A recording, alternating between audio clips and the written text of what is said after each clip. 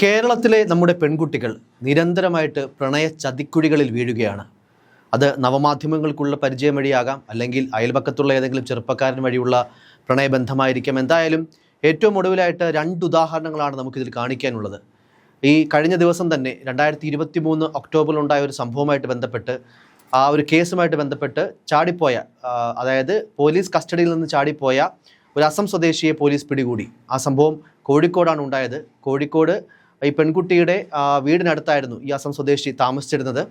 എന്തായാലും പ്രണയം നടിച്ചുകൊണ്ട് പ്രലോഭിപ്പിച്ചുകൊണ്ട് ഈ പെൺകുട്ടിയെ കൈവശത്താക്കുകയും ഈ മനുഷ്യക്കടത്ത് നടത്തുകയും ചെയ്തു. പിന്നീട് ഒരു ഹരിയാന സ്വദേശിക്ക്, നമ്മുടെ കേരളത്തിലുള്ള ആ പെൺകുട്ടിയെ 25,000 രൂപയ്ക്ക് അസം സ്വദേശി വിറ്റു.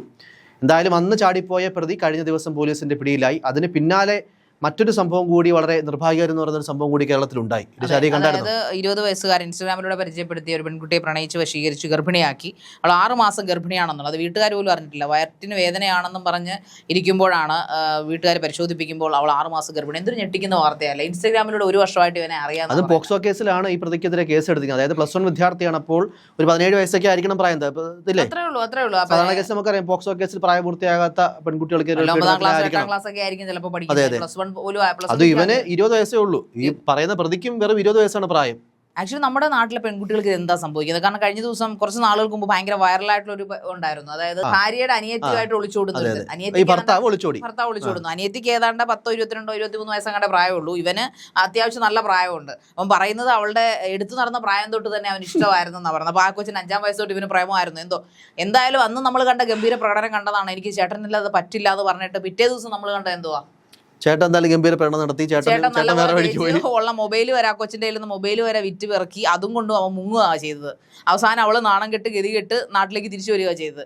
ഈ പോകുന്ന പെൺകുട്ടികളുടെയൊക്കെ അവസ്ഥ അത് തന്നെ ആയിരിക്കത്തില്ലേ? നമ്മുടെ പെൺകുഞ്ഞുങ്ങൾ ഇൻസ്റ്റാഗ്രാമിലൂടെ എത്ര അവബോധങ്ങൾ നടത്താൻ ശ്രമിച്ചിട്ടും സ്കൂളുകളിലും കോളേജുകളിലും കൗൺസിലിങ്ങുകളും ക്ലാസ്സുകളും ഒക്കെ കൊടുത്തിട്ടും പെൺകുട്ടികൾ എന്താണ് മനസ്സിലാക്കാത്തത്? അതേപോലെ നമ്മുടെ സമൂഹത്തിൽ നമ്മളിപ്പോൾ എടുത്ത് നോക്കുകയാണെങ്കിൽ പെൺകുട്ടികൾ കുറച്ചുകൂടെ ഈ പറയുന്ന പോലെ ഇന്ററാക്ട് ചെയ്യാൻ ആൺകുട്ടികളുമായിട്ട് അങ്ങോട്ട് കയറി. പണ്ടൊക്കെ ആൺകുട്ടികളാണ് തോളെ കൈയിട്ടും കെട്ടിപ്പിടിച്ചും പറയുമ്പോൾ നമ്മൾ സദാചാരം പറയുകയാണ്, അല്ലെങ്കിൽ നമ്മൾ മറ്റേ തള്ളവൈബ് പറയുക എന്നൊക്കെ ചിലപ്പോൾ പ്രേക്ഷകർക്ക് തോന്നിയേക്കാം. എന്നാലും പറയാതെ പറ്റത്തില്ല. നമ്മൾ റെയിൽവേ സ്റ്റേഷനിലോ ബസ് സ്റ്റാൻഡിലോ ഒക്കെ നമ്മൾ കാണുമ്പോൾ വീട്ടിൽ നിന്നൊക്കെ എത്ര ആത്മാർത്ഥമായിട്ട് ചോറും പൊതിഞ്ഞ് കെട്ടി അച്ഛനും അമ്മയും സ്നേഹത്തോടെ വിടുന്ന കുഞ്ഞുങ്ങളൊക്കെ ഏതെങ്കിലുമൊക്കെ ഇടവഴിയുടെ മൂലകളിലും മറ്റിടും നല്ല കാണാൻ നല്ല അന്തസ്സുള്ള പെൺകുഞ്ഞുങ്ങൾ.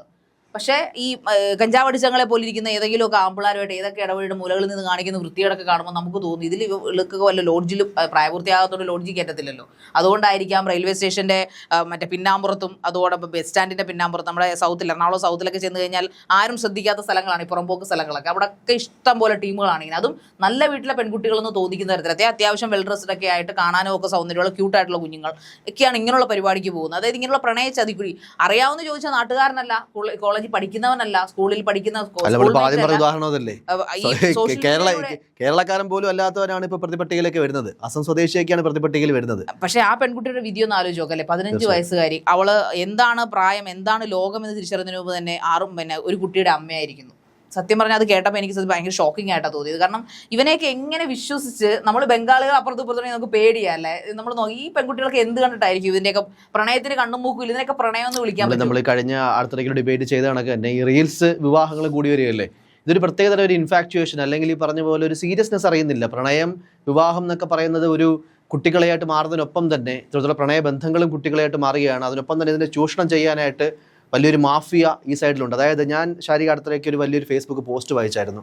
അത് ശരിക്കും ചർച്ച ചെയ്യേണ്ട ഒരു കാര്യം തന്നെയാണ്. അതായത് കേരളത്തിലെ പെൺകുട്ടികൾ, അത് പ്രായപൂർത്തിയാകാത്ത പെൺകുട്ടികളാണെങ്കിലും അല്ലെങ്കിലും പോലും, നിങ്ങൾ ഈ പറഞ്ഞ കണക്ക് പോൺ സൈഡിലൊക്കെ കയറി ഈ മല്ലു, ഈ SMS അല്ലെങ്കിൽ ഈ പറഞ്ഞ കണക്ക് കേരള ഗേൾ എന്നൊക്കെ അടിച്ചു കൊടുക്കണം. അതായത് അവർ പറയുന്ന വേറൊന്നുമല്ല, ഈ വരുന്ന ഭൂരിഭാഗം വീഡിയോകളിലും, പോൺ അശ്ലീല വീഡിയോകളിലും ഈ വീഡിയോ കോൾ റെക്കോർഡ് ചെയ്ത് കൊടുക്കുന്നൊരു വലിയ മാഫിയുണ്ട്.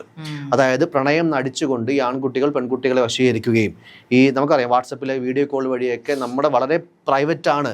ഈ വാട്സപ്പ് വീഡിയോ കോൾ പോലും നമുക്ക് റെക്കോർഡ് ചെയ്യാൻ പറ്റത്തില്ല എന്നൊക്കെ വിചാരിച്ചിരിക്കുന്ന കാലത്താണ് ലക്ഷക്കണക്കിന് വീഡിയോസാണ് ഈ രീതിയിൽ. ഇത് കേരളത്തിലെ പെൺകുട്ടികളാവട്ടെ, ഈ പറഞ്ഞ പോലെ അന്യ സംസ്ഥാനത്തെ ആവട്ടെ, മറ്റ് രാജ്യങ്ങളിലൊക്കെ ആവട്ടെ, ഈ ഇങ്ങനെ കറങ്ങി നടക്കുന്നത് ഈ ഫോൺ സൈറ്റുകളിൽ.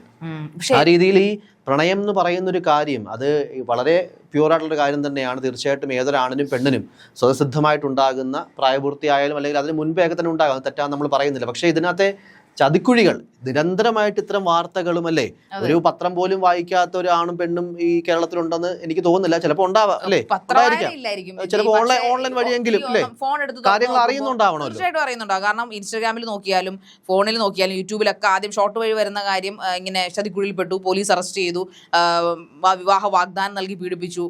കഴിഞ്ഞ ദിവസം നമ്മൾ കണ്ടൊരു വാർത്തയുണ്ട്, 8ാം ക്ലാസ്സുകാരൻ 9ാം ക്ലാസ്സുകാരെ പീഡിപ്പിച്ചു, ഗർഭിണിയാക്കിയ വാർത്ത. ഒരുമിച്ച് പഠിക്കുന്നവരാണ് അവർ, ജൂനിയറും സീനിയറുമായിട്ട്. അപ്പം ഇതൊക്കെ എന്താണ് ഈ ജയ് സൂചിപ്പിച്ച പോലെ ഈ പോൺ സൈറ്റുകളുടെ ഒരു സ്വാധീനമൊക്കെ ഇതിലുണ്ടെന്ന് എനിക്ക് തോന്നുന്നു. കാരണം ഇന്നിപ്പോൾ പണ്ട് ആൺകുട്ടികളെ നമ്മൾ പറയുമായിരുന്നു, ആൺകുട്ടികളാണ് കുറെ കൂടെ മുൻകൈ എടുത്ത്, പണ്ടത്തെ സിനിമയിലൊക്കെ കാണുന്ന പോലെ കൊണ്ടുപോയി പീഡിപ്പിച്ചു, വിവാഹ വാഗ്ദാനം നൽകി ചതിച്ചു എന്നൊക്കെ പറയും. ഇന്ന് പെൺകുട്ടികളാണ് മുൻകൈ എടുക്കുന്നത് പലതിനും.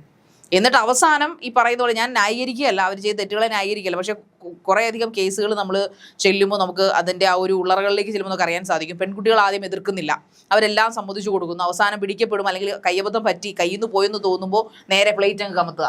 പക്ഷെ അങ്ങനെ അല്ലാത്ത കേസാണിത്. ഈ പറഞ്ഞ ജയ് ഇപ്പോൾ നമ്മുടെ കഴിഞ്ഞ ലേറ്റസ്റ്റ് ആയിട്ട് സംഭവിച്ച ഈ ആന്ധ്രാക്കാരന്റെ കേസ് എന്ന് പറഞ്ഞാൽ, കൊല്ലക്കടക്കലിലെ കേസൊക്കെ എന്ന് പറഞ്ഞു കഴിഞ്ഞാൽ ശരിക്കും വശീകരിച്ച്, ശരിയാണ് ആ പ്രായം അങ്ങനെയാണ്, അഡോളസെൻസ് അല്ലെങ്കിൽ ടീനേജ് എന്ന് പറയുന്നത് കഴിഞ്ഞാൽ ആരോടും ഏതൊരാളോടും പ്രണയം തോന്നാം, ആരോടെ എങ്ങനെ പ്രണയം തോന്നുന്നു പറയാൻ പറ്റാത്തൊരു പ്രായമാണ്. അത് പണ്ട് കാലം തൊട്ടേ അങ്ങനെയാണ്, നമ്മുടെ പ്രായത്തിന്റെ രീതിയാണ്. പക്ഷെ അതൊന്ന് കൺട്രോൾ ചെയ്ത് ഇങ്ങനെയൊക്കെ ഉണ്ടെന്ന് അച്ഛനമ്മമാർ പറഞ്ഞു കൊടുക്കാത്തതുകൊണ്ടാണോ, അതിന്റെ ഒരു ശ്രദ്ധക്കുറവ് കൊണ്ടാണോ എന്തോ, കണ്ട അണ്ടനും അടകോണ്ടനും എന്നൊക്കെ നമ്മൾ പറയുന്ന പോലെ ഏതവനെയും കയറി പ്രേമിക്കുക, അവനെ വിശ്വസിച്ച് അവൻ്റെ കൂടെ ഇറങ്ങിപ്പോവുക, അവൻ അവസാനം അവളെ പീഡിപ്പിച്ചതിന് ശേഷം, അത് പീഡിപ്പിച്ചോന്ന് അറിയത്തില്ല, പീഡിപ്പിക്കാതെ തന്നെ ഫ്രഷ് ആയിട്ടായിരിക്കും കൊണ്ട് കൊടുത്തിട്ടുണ്ടാവും അല്ലേ. എന്തായാലും അതിൽ ഏറ്റവും വലിയ രസം താങ്കൾ പറഞ്ഞ പോലെ മാഫിയ പ്രവർത്തിക്കുന്നുണ്ട്. കാരണം ഇവന്റെ അച്ഛനാണ് ഇതിന്റെ ഇടനിലക്കാരൻ, രണ്ടാം പ്രതി, അതായത് ഈ അസം സ്വദേശി പിടിയിലായിട്ടുള്ള കേസിൽ രണ്ടാം പ്രതിയായിട്ടുള്ളത് ഈ പ്രതിപട്ടികയിലുള്ള ഇയാളുടെ പയ്യനാണ് ഇവന്. പയ്യൻ ഏതാണ്ട് 20 വയസ്സേ പറയുന്നുള്ളൂ. അവന്റെ പ്രായം ഒന്ന് ആലോചിക്കുക. അതോടൊപ്പം 25,000 രൂപയ്ക്ക് ഹരിയാന സ്വദേശിക്ക് വിറ്റു. അവൻ എന്തായാലും ആ പെൺകുട്ടിയെ ബ്രോത്തൽസിലേക്ക്, അതായത് വേശ്യാലയത്തിലേക്ക് വിടാതിരുന്ന എന്തോ ഭാഗ്യം. പിന്നെ ഒരു തിരിച്ചുവരവില്ലാത്ത അവസ്ഥയിലേക്ക് പെൺകുട്ടിയുടെ മാനസികാവസ്ഥ പോയത്, അല്ലെങ്കിൽ ഒരു പക്ഷേ അത്തരത്തിലുള്ള വലിയ മാഫിയകളുടെ കയ്യിലൊക്കെ പെട്ട് കഴിഞ്ഞാൽ നമ്മുടെ കേരള പോലീസിന് റിക്കവർ ചെയ്ത് എടുക്കാൻ പറ്റുമെന്നൊന്നും അറിയില്ല. ഗുണ്ടാ സംഘങ്ങളും കൂടെ ഒക്കെ തീർച്ചയായിട്ടും. കാരണം നമുക്ക് ഇന്നും അറിയാം, റെഡ് സ്ട്രീറ്റിലൊന്നും ഇന്നും പോലീസിന് കൈകടത്താൻ പറ്റത്തില്ല, വേറെ നിയമങ്ങളാണ്. സോ അതുകൊണ്ട് തന്നെ നമ്മുടെ നാട്ടിലെ പോലെ റെയ്ഡും കാര്യങ്ങളൊന്നും അവിടെ ഉത്തരേന്ത്യയിലൊന്നും നടക്കത്തൊന്നുമില്ല. ഇതൊക്കെ വലിയ വലിയ ലോബികളാണ്. കേരളത്തിൽ നിന്നൊക്കെ എത്രയോ പെൺകുട്ടികളാണ് ഇപ്പോൾ, ഇന്നും നമുക്കറിയാം എത്രയോ പെൺകുട്ടികൾ കാണാതായിട്ടുണ്ട്. ഇന്നും എത്രയോ കേസുകളാണ് രജിസ്റ്റർ ചെയ്യപ്പെടുന്നത്. കാണാതായ പെൺകുട്ടികൾ എത്ര പേരെ കണ്ടുകിട്ടാൻ ഇന്നുമുണ്ട്. ഇപ്പോൾ കഴിഞ്ഞ ദിവസം ആനന്ദ് ശ്രീബാല എന്ന് പറഞ്ഞൊരു മൂവിക്കകത്ത് നമുക്കറിയാലോ, നമ്മുടെ റിയൽ ആയിട്ട് നടന്നൊരു സംഭവത്തിന്റെ ബേസ് ട്രൂ സ്റ്റോറി അർജുന അശോകനൊക്കെ അഭിനയിച്ചത്. അതാ ആ പെൺകുട്ടിയുടെ ഇന്നും അറിഞ്ഞുകൂടാ, ആ പെൺകുട്ടിയുടെ മരണത്തിന്റെ യഥാർത്ഥ കാരണം. അച്ഛനും അമ്മ ഇന്നും CBIക്ക് അന്വേഷണത്തിന് വേണ്ടി കയറി ഇറങ്ങി നടക്കുവാണ്. ആ പെൺകുട്ടിയെ അന്ന് വരാപ്പുഴ പാലത്തിന്റെ അടുത്ത് വെച്ച് കാണുകയും അതോടൊപ്പം തന്നെ നമ്മുടെ വൈപ്പിനല്ലോ കണ്ടെയ്നർ ടെർമിനലിന്റെ അവിടെ വെച്ചുള്ള അവരോട് വെച്ചാണ് അവളുടെ മൃതദേഹം കിട്ടുന്നത്. സോ എന്നിട്ടും ആ പെൺകുട്ടി എങ്ങനെ മരിച്ചു എന്ന് ഇന്നും ആർക്കും അറിയില്ല. പ്രണയബന്ധമില്ലായിരുന്നു, നന്നായിട്ട് പഠിക്കുമായിരുന്നു. മെറിൻ ജോസഫ്, എന്താണ് അവളുടെ പെൺകുട്ടിയുടെ പേര് ഞാൻ ഓർക്കുന്നില്ല. എനിവേ അതൊരു പ്രമാദമായ കേസായിരുന്നു. അതിനെയൊക്കെ ബന്ധപ്പെടുത്തി ചിത്രങ്ങളൊക്കെ ഇറങ്ങുന്നു. പക്ഷേ ഇന്നും അറിയില്ല ഈ പെൺകുട്ടിക്ക് എന്താ സംഭവിച്ചത്. ഇതും അവൾക്ക് കാമുകൻ ഉണ്ടായിരുന്നു, കാമുകനെ കാണാൻ പോയതാണ്, കാമുകനാണ് കൊലപ്പെടുത്തിയെന്നൊക്കെ പറയപ്പെടുന്നത്. ഈ സിനിമയിലെ ഒരു സ്റ്റോറിയും അങ്ങനെ തന്നെയാണ് കാണിക്കുന്നത്. കാമുകൻ കൊന്നുകളയുന്നതായിട്ടാണ് കാണിക്കുന്നത്. പക്ഷെ ഒറിജിനലി അച്ഛനും അമ്മയും പറയുന്നത് അവൾക്ക് കാമുകൻ ഇല്ലായിരുന്നു എന്നാണ് പറയുന്നത്. നമുക്കറിയില്ല എന്ത് തന്നെ. മെറിൻ ജോസഫ് അങ്ങനെ കാണാൻ തോന്നുന്നു ആ പെൺകുട്ടിയുടെ ഒറിജിനൽ നെയിം. ഞാൻ കൃത്യമായിട്ട് ഓർക്കുന്നില്ല, തെറ്റ് പറയണ്ടല്ലോ എന്ന് വിചാരിച്ചിട്ടാണ് അത് പറയാത്തത്. എനിവേ എന്തായാലും പെൺകുട്ടികൾ ഇതിനു മുമ്പ് വർഷങ്ങൾക്ക് മുമ്പ് നടന്ന കേസുകളാണെങ്കിലും നമുക്ക് ഓർക്കുന്നുണ്ടോ, പീരുമേട് കേസ് എന്നൊക്കെ പറഞ്ഞ് നല്ല ഒരു ഫാമിലി, തറവാട്ടിലെ ഒരു പെൺകുച്ചിന് ഇതുപോലെ ഒരു സൈക്കോ ആയിട്ട് പ്രേമിച്ച് അവൻ കൊണ്ടുപോയി പീഡിപ്പിച്ചു കൊന്നു കളഞ്ഞൊരു കേസും നമുക്കറിയാവുന്നതാണ്. സ്വർണ്ണമാല മോഷ്ടിച്ചെടുക്കുകയും ചെയ്തു അവൻ അതിനകത്തുനിന്ന്. പെൺകുട്ടികൾക്ക് എന്തുകൊണ്ടായിരിക്കും ജയ്പൻ ഈ ആൺകുട്ടികളെ തിരിച്ചറിയാനേ സാധിക്കും? എനിക്ക് തോന്നുന്നു ഒരു സമയത്ത് ഈ ഒരു പ്രായത്തിന് പ്രത്യേകതയുണ്ട് വലിയ രീതിയിൽ. പക്ഷെ എനിക്ക് തോന്നുന്നത് ഈ ഇൻസ്റ്റാഗ്രാം റീൽസും അല്ലെങ്കിൽ ആ കുറച്ച് ലൈക്കുകളും ഒക്കെ ഉള്ള ചെറിയ സെലിബ്രിറ്റി എന്നൊക്കെ തോന്നുന്ന കണക്കുള്ള ഇങ്ങനത്തുള്ള ആൾക്കാരുണ്ടല്ലോ, പല റീൽസും എന്ത് കോപ്രായം കാണിച്ചു കഴിഞ്ഞാലും റീച്ച് കിട്ടുന്ന ഒരു കാലമാണ് നമ്മുടേത്. ഇപ്പോഴത്തെ സൈബർ ലോകം അങ്ങനെയാണ്. പ്രത്യേകിച്ചും 17, 18 വയസ്സുള്ള അല്ലെങ്കിൽ ആ പ്രായത്തിനകത്തുള്ള ആണും പെണ്ണും ഒക്കെ ഒരു രീതിയിലുള്ള കണ്ടന്റുകൾ ഇല്ലെങ്കിൽ പോലും കോപ്രായം കാണിച്ചാൽ പോലും ലക്ഷക്കണക്കിന് വ്യൂസ് കിട്ടുന്ന ഒരു കാലമാണ്. ഒരുപക്ഷെ എതിർ സൈഡിൽ നിൽക്കുന്ന ഈ ആൺകുട്ടി, ഞാൻ സ്നേഹിക്കുന്ന ഈ പുരുഷൻ, ഈ പറഞ്ഞ പോലെ വലിയ ഒരു ഫോളോവേഴ്സ് ഉണ്ട്, വലിയൊരു ആരാധക വൃന്ദമുണ്ടെന്നൊക്കെ മനസ്സിലാക്കിയിട്ടോ, അല്ലെങ്കിൽ പലതും ഫേക്ക് പ്രൊഫൈലാണ്. ചിലതൊക്കെ പറഞ്ഞാൽ കോട്ട് സൂട്ടും ഒക്കെ ഇട്ട് BMW മുമ്പിലൊക്കെ നിന്ന് കഴിഞ്ഞാൽ കൊടിഷാണെന്നൊക്കെ തോന്നിക്കാം. അങ്ങനെ ആ രീതിയിലുള്ള ഫേക്ക് ലൈഫ് സ്റ്റൈലുകൾ ഫോളോ ചെയ്യുന്ന ഒരുപാട് ആളുകളും ഉണ്ട് പെണ്ണുങ്ങളെ വശത്താക്കാൻ വേണ്ടിയിട്ട്. അതെ. നമ്മുടെ നാട്ടില് പെൺകുട്ടികളെ സംബന്ധിച്ചിടത്തോളം ഇന്ന് ഇൻസ്റ്റാഗ്രാമിന്റെ പുറകെ പോകുന്നു. ഇൻസ്റ്റാഗ്രാം ആണ് എല്ലാം. ഇന്ന് പെൺകുട്ടികൾ റിയൽ ലൈഫിലല്ല ജീവിക്കുന്നത്. പെൺകുട്ടികളും ആൺകുട്ടികളും റിയൽ ലൈഫിൽ ജീവിച്ചുകൊണ്ടിരിക്കുകയാണ്. കാരണം ഇന്ന് ഏറ്റവും നമ്മളിപ്പോൾ ട്രെയിനിലോ ബസ്സിലോ ഒക്കെ യാത്ര നമുക്ക് ശ്രദ്ധിച്ചാൽ ചോദിച്ചാൽ അറിയാം കൗമാരക്കാരികളായ പെൺകുട്ടികളുടെ കയ്യിലൊക്കെ ഫോണുണ്ട്. എന്തിനാണ് അവർക്ക് ഫോണിന്റെ ആവശ്യകത?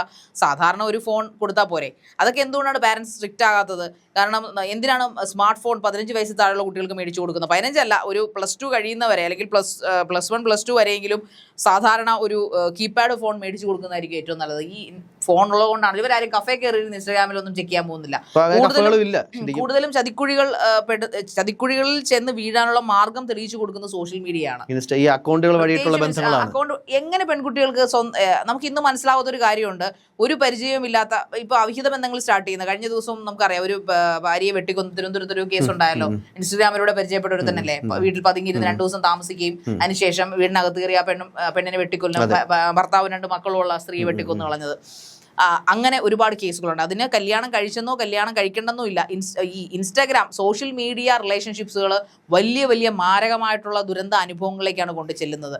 ഇപ്പോൾ നമുക്കറിയാം IB ഉദ്യോഗസ്ഥരുടെ മരണം, ഇന്ന് വരെ ആ IB ഉദ്യോഗസ്ഥനെ അറസ്റ്റ് ചെയ്യാൻ സാധിച്ചിട്ടില്ല. അതൊക്കെ എന്തൊരു നീതികേടാണല്ലേ, ഇതൊരു നീതിയില്ലായ്മയാണ്. തീർച്ചയായിട്ടും നമ്മൾ ഈ ഇത്രയും പ്രമാദമായിട്ടുള്ള കേസുകൾ പോലും തെളിയിക്കുന്ന കേരള പോലീസ് ഒരാഴ്ചക്കകം പിടികൂടുന്നൊക്കെ വിചാരിച്ചൊരു സത്യം പറഞ്ഞാൽ ലജ്ജ തോന്നുന്നു. എനിക്ക് ആ കേസ് പലവട്ടം നമ്മുടെ ചർച്ചകളെടുത്ത് പറയണമെന്ന് ഞാൻ ആഗ്രഹിച്ചിരുന്ന കാര്യമാണ്. IB ഉദ്യോഗസ്ഥയായ മേഘയുടെ മരണം. ആ പെൺകുട്ടിയുടെ അച്ഛനും ഇപ്പോൾ അതിനെക്കുറിച്ച് വാർത്തകളും കാര്യങ്ങളൊന്നും പറയുന്നില്ല. CBI അന്വേഷിക്കുമെന്ന് പറയുന്നു, പക്ഷെ അവനെ ഇതുവരെ കണ്ടെത്തിയിട്ടില്ല.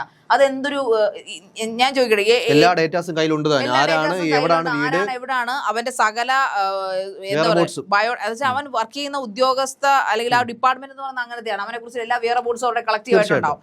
അവനെ ജോലിയിൽ നിന്ന് പിരിച്ചു വിട്ടു. IB ആ ഒരു ഉപകാരം എന്തായാലും ചെയ്തു. പക്ഷെ എന്തുകൊണ്ട് അവനെ അറസ്റ്റ് ചെയ്യുന്നില്ല? എന്തുകൊണ്ട് അവനെ തക്കതായ ശിക്ഷ കൊടുക്കുന്നില്ല? അവനെയും ഇതുപോലെ പ്രണയ ചുഴികളിൽ പെടുത്തി 3 4 പെൺകുട്ടികളെ അവൻ ദുരുപയോഗം ചെയ്യുകയും ഫിസിക്കലി ആൻഡ് മെന്റലി ബ്രൂട്ടലായിട്ട് അവരെ ടോർച്ചർ ചെയ്യുകയും ചെയ്തിട്ട് ആ പെൺകുട്ടിയെ ആത്മഹത്യയിലേക്ക് നയിപ്പിച്ച ഒരുത്തനാണ് ഈ പറയപ്പെടുന്ന IB ഉദ്യോഗസ്ഥൻ എന്ന് പറയുന്നവൻ, സുഗാന്ത്.